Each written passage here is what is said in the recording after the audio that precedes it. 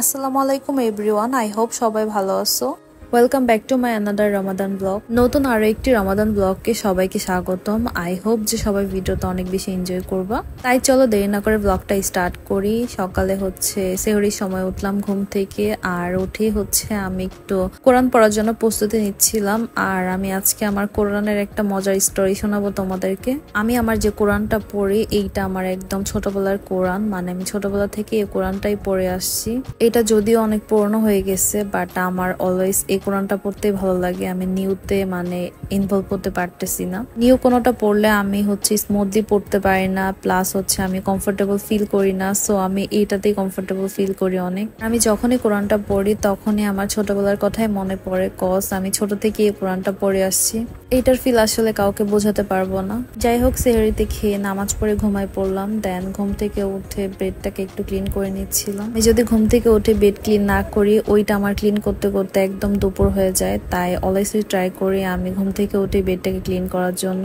আর bed clean মানে রুমের মধ্যে 50% কাজই হয়ে যাওয়া। বেডটাকে ক্লিন করে আমি বরাবরের মতো কোরআন পড়তে লাগলাম। আর এরপর একটু বাইরে গিয়েছিলাম, বাইরে একটু কাজ ছিল আমার, প্লাস টেলারের কাছে একটু যেতে হবে। সো এই জন্য একটু ভাবলাম যে গিয়ে সবগুলা কাজ শেষ করে আসি একবারে।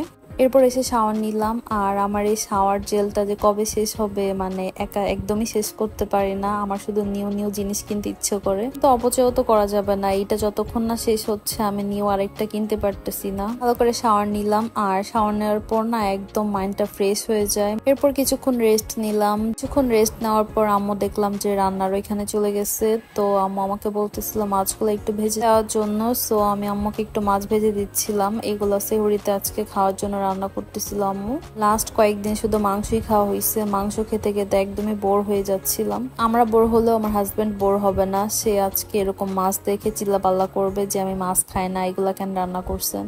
আম্মু রান্না বান্না করতেছিল, সাথে আমি একটু ইফতারি সবকিছু করতেছিলাম। আজকে একটু ডিম চপ বানাবো, মানে আলু না ইউজ করে শুধু ডিমটাকে খাবো। যদিও এটা খেতে একদমই ভালো লাগে না, কিন্তু তারপর আমার ইচ্ছে করতেছিল আজকে এইভাবে এটা ট্রাই করার জন্য। দ্যাটস ওয়াই এটা ট্রাই করতেছিলাম। রাতে ভাজা পড়ার জন্য যা যা আরো দরকার হয় ওগুলো তো করতেছিলামই। আর আজকে রাতে খাওয়ার জন্য আম্মু পাতলা খিচুড়ি রান্না করছিল।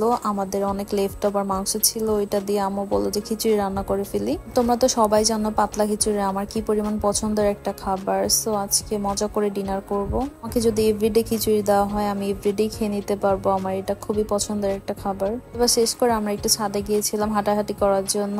আর গিয়ে দেখি চাঁদটা এত বড় হয়ে গেছে, খুবই সুন্দর লাগতেছিল চাঁদটাকে। আর আজকের ব্লগটা আমার এই পর্যন্তই ছিল। আই হোপ আমার ভিডিও তোমাদের ভালো লেগেছে। Please don't forget to like, comment and share. Bye by.